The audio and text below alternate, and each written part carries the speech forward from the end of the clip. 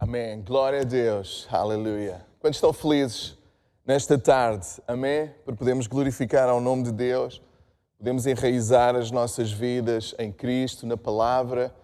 Amém? E há uma vida nova que se renova através da palavra de Deus dos nossos corações. Eu convidava a todos vocês a abrirem as vossas Bíblias, aqueles que tiverem, ou então acompanharem connosco, no profeta Isaías, capítulo 53, versos 2 a 5. Eu vou ler na versão de O Livro. Isaías 53, 2 a 5. E a palavra de Deus diz: aos olhos de Deus, ele era o delicado rebento de uma planta que brota de uma raiz numa terra seca e estéril. Mas aos nossos olhos, não tinha atrativo nenhum, nada que nos fizesse interessar-nos por ele. Desprezámo-lo, rejeitámo-lo, ele era um homem de sofrimentos, experimentado nas mais amargas provações. Voltámo-lhes as costas e olhámos para o outro lado. Quando passava por perto, era desprezado e não ligámos importância nenhuma. Contudo, ele levou verdadeiramente as nossas enfermidades e carregou os nossos sofrimentos. Pensávamos que era afligido, castigado e humilhado por Deus, mas ele foi ferido pelas nossas transgressões e esmagado pelas nossas culpas. Ele foi castigado para que pudéssemos ter paz e pelas suas feridas fomos sarados. Amém? Pai, abre ainda o nosso coração, Pai, para que a Tua palavra nos transforme, em nome de Jesus. Eu gostava de falar hoje sobre a beleza da cruz. A beleza da cruz. Amém? Nós estamos nesta jornada pela palavra de Deus, estas 7 semanas, e hoje nós estamos na parte central, amém? Na parte que fala acerca da cruz de Cristo e daquilo que Ele fez em nosso lugar. Se nós lemos os Evangelhos, nós percebemos que a vida de Jesus, retratada nos 4 Evangelhos, Mateus, Marcos, Lucas e João, de alguma forma tem um foco nos últimos 3 anos da vida de Jesus e parece que faz quase um slow motion em relação à crucificação e aos últimos dias, às últimas horas de Cristo antes dele chegar à cruz. E de alguma forma isso é propositado para que nós entendêssemos a importância da cruz. E eu gostava que vocês pudessem meditar comigo para tentarmos encontrar essa beleza no sítio mais improvável. Encontrarmos beleza na cruz. Certamente, aqueles que têm filhos, de alguma forma já presenciaram o nascimento. Sabemos aqui que as mulheres, elas são muito fortes e muito corajosas, só pelo facto, as mães, de darem à luz. Ao acompanhar a gravidez e as últimas horas antes das mães darem à luz, nós percebemos que é alguma coisa bastante doloroso e bastante intenso, mesmo com toda a ciência. Só que depois do bebê nascer, alguma coisa se transforma. É como se tornasse um momento amargo e difícil num momento praticamente mágico, inesquecível. E de alguma forma nós podemos entender que há coisas na vida, há mistérios da vida que nós não entendemos plenamente, mas nós podemos perceber que às vezes do sofrimento pode nascer luz e pode nascer momentos transformadores, momentos reveladores, momentos em que nós somos recriados, transformados e Deus trabalha profundamente em nós. Então, se a cruz pode ser um símbolo de beleza ou pode sair beleza da cruz, há esperança para nós, mesmo no meio da pior situação. E a primeira coisa que nós podemos contemplar, olhar para a cruz, é que ela não parece ter beleza alguma. Que beleza podemos nós ver na cruz? A crucificação romana era realmente um ato bastante terrível e bastante avassalador. De alguma forma, este império que dominava o mundo de então tinha uma forma muito particular em lidar com aqueles que eram rebeldes, aqueles que eram assassinos, ladrões. E a crucificação que nós vemos mais retratada na figura de Jesus, ou talvez aqueles dois condenados que estavam à esquerda ou à direita, que os evangelhos retratam.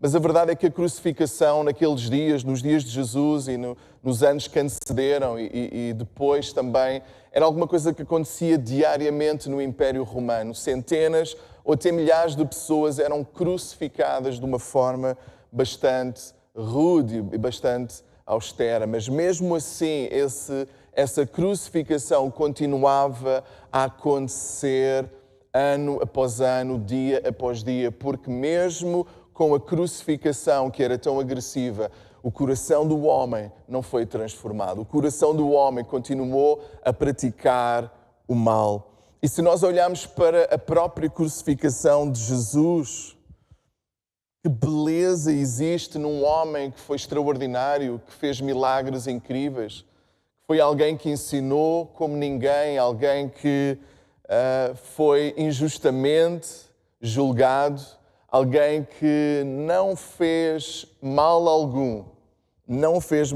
mas de alguma forma foi motivo de inveja, foi motivo de escárnio e estava ali na cruz. Que beleza há nisso, num homem derramar o seu sangue e estar crucificado durante 6 horas naquela cruz, agonizando, clamando, dizendo em alta voz: Deus meu, porque me abandonaste. Que beleza nós podemos ver alguém que fez tanto bem a tantas pessoas, ficou praticamente sozinho na altura que mais precisava.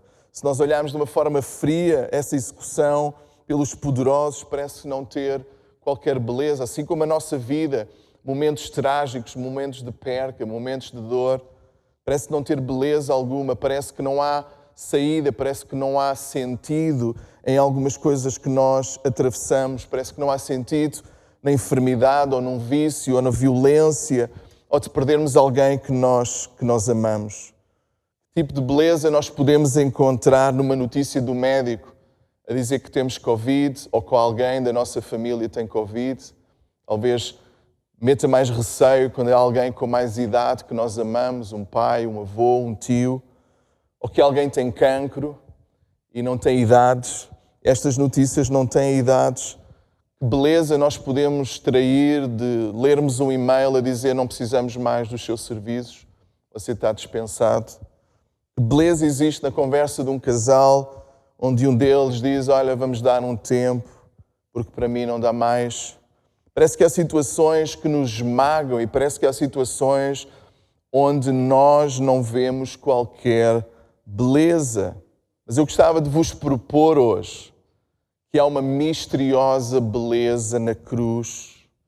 E se há uma beleza misteriosa na cruz, há esperança na nossa dor e há esperança no meio das nossas dificuldades e das nossas aflições. Se a cruz, ou se da cruz pode sair beleza, então há esperança, mesmo no meio da pior situação. Para vermos a beleza da cruz, nós precisamos primeiro ter a coragem de olhar sem virar os olhos, olhar e encarar a cruz com coragem. A primeira coisa que nós precisamos para encontrar a beleza da cruz é ter a coragem de encarar a cruz. E porquê é que é tão importante nós encararmos a cruz? É porque a cruz revela não apenas a maldade humana, não apenas a perversidade do sistema, não apenas alguma coisa que está profundamente errado com o coração do homem. Nós precisamos de encarar a cruz, e neste caso a cruz de Cristo, porque aparentemente alguém bom, debaixo de uma situação de stress, debaixo de uma traição, ou na influência de um grupo violento, ou desesperado, ou por ganância, pode fazer alguma coisa terrível. Não é apenas nos filmes que nós vemos essas situações. Se nós visitarmos as prisões, se nós visitarmos as casas à nossa volta, nós encontrávamos pessoas boas, pessoas como eu e tu, que no momento de desespero, numa ânsia, fizeram coisas que se arrependem. A Bíblia fala em Romanos 3, 23, Não, o ser humano não é apenas falho, mas a Bíblia diz que todos nós somos pecadores. Todos nós falhamos, todos nós estamos moralmente perdidos. E este veneno do orgulho, do pecado, ele vai consumindo a nossa alma, ele vai nos matando por dentro. O homem é o principal responsável do sofrimento e da ruína à nossa volta. Muitos, em alturas de pandemias, em alturas de sofrimento, tentam culpar Deus daquilo que na verdade é a nossa responsabilidade, o ser humano. Porque Deus criou o ser humano para nós governarmos, criou realmente tudo aquilo que nós temos na Terra para nós podermos cuidar e governar.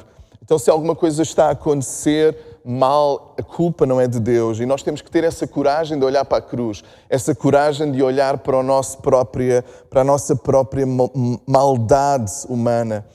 E nós percebemos que há uma centralidade, as pessoas estão centradas em si mesmos e Deus é ignorado. A cruz é violenta e difícil de olhar, porque lá está o meu pecado. E se nós entendemos que o pecado é mais do que desobedecer às leis de Deus, na verdade, o pecado é eu confiar ou colocar a minha identidade em alguma coisa que não satisfaz. Pecado é eu tentar que o dinheiro me satisfaça, mas todo o dinheiro do mundo não pode comprar a vida de um familiar que nós amamos. Todo o dinheiro do mundo, uma casa fantástica, não pode comprar a beleza de um casamento, a beleza de uma família feliz. A ciência, por melhor que seja, ela não pode curar aquilo que todos nós passamos, que é a enfermidade e a morte. Na verdade, a ciência se multiplicará, é um dos sinais que nós encontramos na Bíblia, mas ela não resolve o problema do pecado, o problema da maldade humana, o problema da morte. Então, às vezes o ser humano procura colocar na beleza, no status, procura colocar a sua satisfação até em coisas boas como a sua família, um filho, esposa, marido, talvez até na moralidade, religião, talvez tu tentes ser boa pessoa, só que se nós tentamos pôr o core da nossa identidade em qualquer uma destas coisas, nós vamos estar a intoxicar o nosso coração e nós podemos cair naquilo que é o orgulho, porque se uma dessas coisas falhar, a nossa vida deixa de fazer sentido. Se eu tiver isto, ou se eu tiver alguém, então eu tenho valor. Mas se eu não tiver, eu não sou nada. Se isso acaba por ser uma realidade na tua vida, é porque talvez, deixa-me sugerir, tu colocaste no core do teu coração alguma coisa que não tenha força para te sustentar. Não sei se alguns de vocês já viram o filme Wonder Woman. Acho que uma das coisas que a pandemia tem feito é nós, de alguma forma, estarmos mais atualizados com alguns filmes. E perdoem o spoiler, né? Mas eu gostava aqui de propor alguma coisa que me chamou a atenção e que eu acho que, não sei, pelo menos foi a primeira vez que eu vi um vilão ser alguém que doava desejos. O grande vilão da história é alguém que te dá aquilo que tu desejas, que te dá aquilo que tu queres, que te dá o teu maior sonho.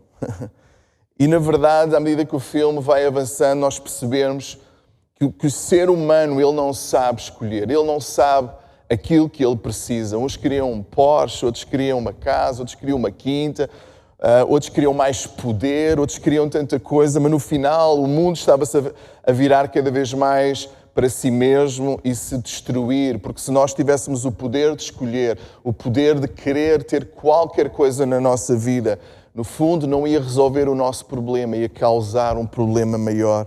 E de alguma forma eu acho que aqui o realizador teve essa faculdade de entender que aquilo que nós precisamos não é mais dinheiro, não é mais poder, não é mais isto, não é mais saúde, não é mais força. Aquilo que nós precisamos está muito além dos nossos desejos, porque o homem acaba por ser insaciável. Nós queremos sempre mais. A cruz não parece ter beleza, pois ela nos revela sofrimento, enfermidade, agonia, abandono, o nosso próprio desejo, a nossa própria vaidade. E tudo isso revela o quão distante nós estamos deste Deus que é eterno, para com cada um de nós. E porquê é que eu demorei tanto tempo? E eu tenho ali o meu timer a contar, mas porquê é que eu demorei tanto tempo naquilo que parece o contrário daquilo que eu estou a dizer? Parece que a beleza da cruz, e parece que eu passo tanto tempo a dizer que afinal a cruz não é bela porque a cruz revela o meu pecado. É porque se nós não entendermos aquilo que Cristo levou na cruz do Calvário e que afinal na cruz do Calvário não estava aquele que nunca pecou, mas na cruz do Calvário estava eu e tu, nós nunca entenderemos aquilo que Ele fez por nós. A beleza da cruz está no facto de naquele lugar deveria estar a humanidade, naquele lugar deveria estar eu, e Jesus tomou o meu lugar. Diz lá em Isaías 53, como nós lemos, contudo, Ele levou verdadeiramente as nossas enfermidades e carregou os nossos sofrimentos. Nós pensávamos que Ele era aflito e castigado e humilhado por Deus, mas Ele foi ferido pelas nossas transgressões, esmagado pelas nossas culpas, foi castigado para que pudéssemos ter paz e pelas suas pisaduras nós fomos sarados. Ao conversar com um amigo esta semana, ele me perguntava, Davi, mas porquê é que Deus enviou um dilúvio? Porquê é que um Deus de amor envia um dilúvio? Eu disse, porque a maldade humana era tão grande que Deus teve que fazer quase um reset na raça humana. E logo mais ele perguntou, ok, mas se Deus teve que fazer isso por causa da maldade humana, por que é que Deus não faz isso agora? E eu disse, porque Deus enviou o seu Filho como julgamento. Deus não enviou o dilúvio porque Ele enviou o seu Filho para ser julgado por nós. E a verdade é que muitas vezes nós pensamos porque Deus não envia o outro dilúvio que nós estamos bem. Mas a cruz nos mostra que nós não estávamos bem. A cruz nos mostra que nós não temos outro Salvador, seja Ele qual for, a não ser Cristo, o Senhor. E ali Jesus, Ele foi julgado em nosso lugar. E não sei se vocês concordam comigo, não é? Mas é muito difícil nós hoje ouvirmos alguém falar de inferno. Até muitos cristãos tentam apagar o inferno, tentam falar pouco do inferno. Tentam falar muito pouco do juízo final, tentam apagar o inferno e o juízo final para tentar fazer com que Deus pareça melhor. Mas, na verdade, é o inverso que acontece, porque o inferno revela a enormidade da dívida que Jesus pagou em nosso lugar. O inferno revela a imensidão do amor de Deus por nós. Na verdade, se eu apago o inferno, eu apago a imensidão daquilo que Cristo fez. Amém? Por cada um de nós. Se nós soubéssemos, por exemplo, temos uma casa em Portugal e alguém pagasse uma dívida, alguma dívida que chegou à nossa casa, alguém que nos representa e telefonasse, olha, apareceu aqui uma dívida, mas já está pago, não te preocupes. Eu não saberia o tamanho da minha gratidão, eu não saberia o que essa pessoa fez enquanto não sabia qual o tamanho da dívida. Será que a dívida foi 10 euros ou será que a dívida foi 10 mil euros? Seria muito diferente se a pessoa pagasse 10 euros, neste caso em Portugal, ou 10 mil euros. Eu preciso de saber o que Cristo levou na cruz do Calvário para entender a dimensão da beleza do seu amor por nós. C.S. Lewis, ele questiona os que rejeitam o inferno perguntando: o que é que tu queres que Deus faça? O que é que tu queres que Deus faça? Que perdoe ao homem todos os seus pecados e lhe dê um novo começo? Ele fez isso na cruz. Que os perdoe, mas as pessoas não querem ser perdoadas. Então que os deixe sós, e é isso que é o inferno. É quando o homem rejeita a solução de Deus. Quando o homem, no seu orgulho e em si mesmo, pensa que não precisa de um Salvador. João diz lá, capítulo 14, onde Jesus disse: eu sou o caminho, a verdade e a vida, e ninguém vem ao Pai senão por mim. Cristo foi tratado como o pior dos pecadores. Deus tratou como o pior dos pecadores, para que eu e tu pudéssemos ser chamados filhos de Deus. Como João discípulo amado. Aquilo que o diabo pôs em causa lá na tentação no deserto foi: se tu és o Filho de Deus. E o diabo sempre vai tentar colocar em causa a tua identidade, quem tu és. E eu quero sugerir aqui que aqueles que confiaram que Cristo levou sobre si as nossas enfermidades, Deus nos tornou o poder e a maravilhosa e a mais bela coisa que nós poderíamos ter, ser adotados na vida, na família de Deus e recebermos uma vida que é eterna e que jamais terá fim. O homem à sua direita e à esquerda de Jesus, quando Jesus estava crucificado, um deles disse: tu és o Filho de Deus, então por que é que estamos aqui todos? Tira-nos daqui. Mas o outro disse: nós merecemos estar aqui, mas ele nada fez. Lembra-te de mim. Lembra-te de mim. E Jesus respondeu: ainda hoje estarás comigo no paraíso. Jesus estava a dizer: não é aquilo que tu fazes, mas é porque tu entendeste que eu estou aqui por causa de ti. E se alguma coisa há de beleza na cruz, é porque ele conquistou o paraíso para nós. A beleza da cruz não está em si mesma, mas naquilo que ela conquistou: o paraíso, a salvação, a vida eterna e uma vida nova aqui. A beleza da cruz está na motivação de Jesus em abraçar a cruz. Foi o amor, porque Deus amou tanto o mundo, que deu o seu único Filho para todo aquele que nele crê não pereça, mas tenha vida eterna. E não mandou o seu Filho para condenar o mundo, mas para o salvar. A beleza da cruz está que, afinal, ele estava ali como uma oferta voluntária. Quando tentaram prender Jesus, Jesus disse a Pedro: guarda a tua espada. E ele disse: tu não sabes que eu posso pedir ao Pai uma legião, um exército de anjos. Tu não sabes que é uma oferta voluntária. Jesus, ele calou-se diante de Pilatos, diante de Herodes. Porquê? Porque ele estava-se a entregar, porque sobre ele estava a levar a culpa que é nossa. Jesus sempre se defendeu muito bem, Jesus sempre tinha as palavras certas.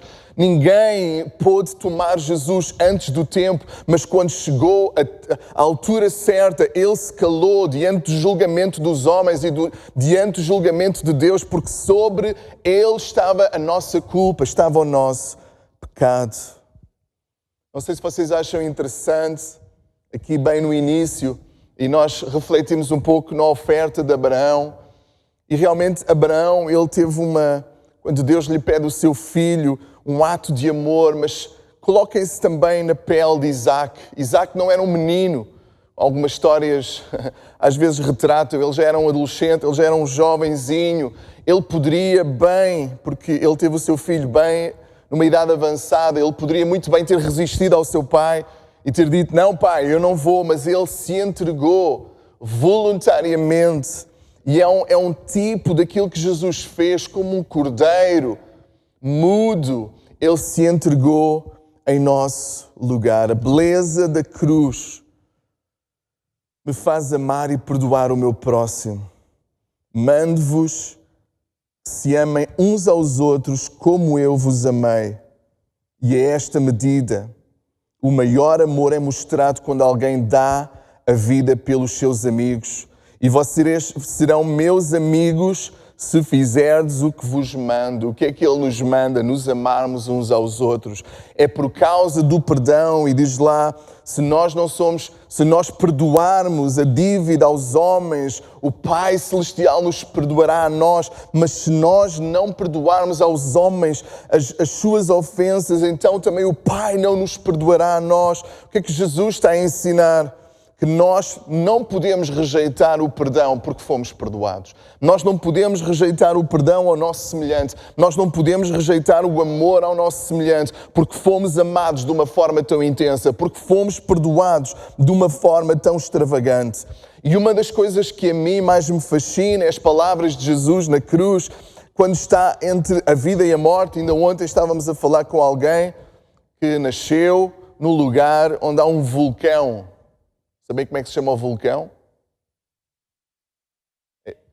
Etna, lá na Sicília, em Catânia, não é? O poder de um vulcão. Não sei se alguns conhecem também o poder de um raio. de um relâmpago, um poder do tsunami. Este Deus que criou o universo, que criou os vulcões, que criou todas as coisas, no meio da maldade humana, Ele podia ter engolido aqueles que estavam a crucificar. Mas por que é que Deus não o fez?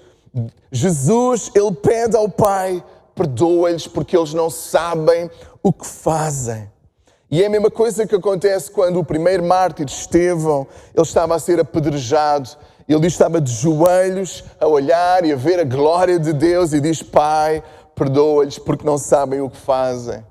E ali Estevão estava a orar sem saber por um dos maiores missionários de todos os tempos, o apóstolo Paulo, que segurava as capas daqueles que apedrejavam Estevão, porque ele orou por todos aqueles que o apedrejavam. Deus apareceu lá no caminho, na estrada, e Paulo, ele caiu do cavalo e ele encontrou Jesus.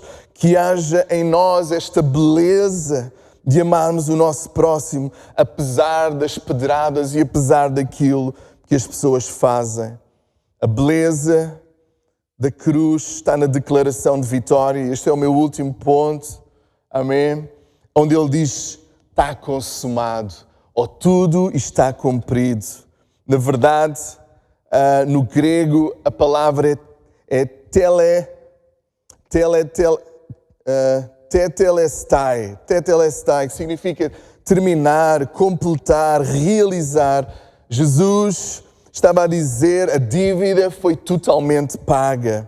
A justiça e o amor de Deus se encontraram na cruz. A nossa dívida foi paga na cruz e o amor de Deus foi revelado em nosso lugar. Amém? E Jesus foi uma das pessoas que mais falou em inferno, e a Bíblia diz que ele desceu às profundezas da terra, ao Hades. E eu creio que Jesus foi declarar lá no inferno: olha, meus amigos, não preparem mais lugar para o Davi, nem para a Catarina, nem para a Ana, nem para a Filipa. Não preparem mais lugar, aleluia, porque eu paguei o preço da sua redenção. E ele depois foi ao paraíso, que ele disse: ainda hoje estarás comigo no paraíso. E diz: olha, vamos colocar mais casas, amém, porque eu paguei o preço da redenção da humanidade. E todo aquele que crer em Jesus tem vida eterna. Aleluia. Numa perspectiva eterna, a nossa dor é apenas uma vírgula naquilo que Deus quer fazer. Ele foi castigado para que pudéssemos ter paz, e pelas suas pisaduras fomos sarados. E melhor do que tudo, Ele mesmo é a nossa recompensa. O véu foi rasgado de alto a baixo. A Bíblia diz lá em Romanos 18: eu penso que o que sofremos durante a nossa vida não pode ser comparado de modo nenhum com a glória que nos será revelada no futuro. Aleluia. A cruz não parece ter beleza alguma, porque revela o nosso pecado. Mas a beleza da cruz está no facto de Ele ter tomado o teu e o meu lugar. A sua motivação foi o amor e cumprir a justiça de Deus. A beleza na cruz está na transformação que esse Evangelho provoca em mim e me muda de dentro para fora, para que eu seja uma nova criatura.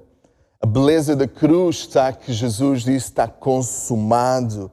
A tecnologia, o dinheiro ou a religião não me pode salvar, mas Cristo, Ele é o Cordeiro de Deus. E se nós olharmos desde o princípio até ao fim da nossa jornada, as coisas só fazem sentido por causa de Cristo. Ele é a chave de toda a história. Quando se cria todas as coisas e o homem pecou, lá em Gênesis, há uma promessa que Deus iria enviar que ia nascer da mulher, que iria esmagar a cabeça da serpente. Sabemos que Moisés foi libertar o povo lá no Egito, mas Jesus veio libertar alguém muito mais poderoso que Faraó. É o nosso pecado, é o diabo, é a morte. No meio de toda esta jornada, o descendente de Davi, o seu reino não terá fim. A arca que não é construiu, no fundo, o cordeiro que eles colocavam no holocausto, tudo isto e muito mais aponta para este grande e eterno Salvador. Aleluia. Vamos orar a Deus. Pai, muito obrigado pelo teu amor e muito obrigado pela beleza que há na cruz. Obrigado que tomaste o nosso lugar. Ajuda-nos a não olhar para trás, mas a encarar a beleza da cruz e no facto que nos transformaste e nos fizeste novas criaturas, filhos amados em Cristo Jesus. Amém? E se tu nesta hora queres dizer sim a Jesus, amém? Eu gostava que tu pudesses colocar nos comentários, eu quero Jesus. Amém? Ou se tu entendeste nesta tarde a beleza da cruz, a forma intensa com que Ele te amou. Amém? E que os sofrimentos não se comparam com a glória que Ele conquistou para nós, com a nova vida, com a esperança. Tudo aquilo que nós precisamos está nele. E aquele que não poupou seu Filho, como não nos dará com Ele todas as coisas? Eu não sei se tu precisas de cura, amém, mas Ele é cura. Eu não sei se tu precisas de alento, mas Ele é aquele que dá paz, aquele que renova as nossas forças. E nós já nos habituámos a perceber que estas barreiras do telefone, ou da tela, ou da televisão, não impedem o agir de Deus. Tivemos nesta semana uma vigília de oração, a presença de Deus estava naquele lugar. Eu quero dizer que para Deus nada é impossível. Deus está neste lugar. Alguns de nós estamos aqui a servir a Deus. Eu creio que Deus quer tocar também e renovar as nossas forças daqueles que servem, mas Deus quer renovar as tuas forças também no meio de uma pandemia, no meio daquilo que está a acontecer. Há um que caminha ao nosso lado e renova as nossas forças. E se tu queres aceitar e reconhecer Jesus como o teu suficiente Salvador, diz, eu quero Jesus, aleluia, eu quero, amém? E essa declaração significa que tu tiveste a coragem de olhar para Jesus e ver ali o teu pecado perdoado e cravado na cruz do Calvário, aleluia. E se tu fizeste isso, ora agora comigo, Senhor, meu Deus, obrigado pelo teu amor. Obrigado porque foste à cruz em meu lugar, para que eu agora pudesse ser amigo de Deus, totalmente perdoado. Obrigado porque eu nasci de novo. Ajuda-me a amar-te a ti e a amar o meu próximo, a perdoar assim como tu me perdoaste, Senhor. Ajuda-me a seguir-te todos os dias da minha vida. Em nome de Jesus. Aleluia. Pai, eu oro também se há enfermidade, se há ansiedade, Deus. No teu nome, tu dizes pelas tuas feridas, nós fomos sarados, Deus, e na cruz do Calvário tu tomaste sobre si não apenas o pecado, mas toda a enfermidade da humanidade, e nós oramos em nome de Jesus, cura, aleluia, vida nova, renovação de mente, Pai, para a glória do teu nome, Senhor, como prova que tu ressuscitaste e tu estás vivo, aleluia, amém? Que Deus ricamente vos abençoe, vamos continuar ligados, conectados em Cristo, amém? Vamos ter alguns anúncios agora e depois nós vamos ter um momento de oração com a pastora Filipa também. Se tiver alguma necessidade específica, coloque, porque nós acreditamos no poder de Deus e no poder da oração. Amém.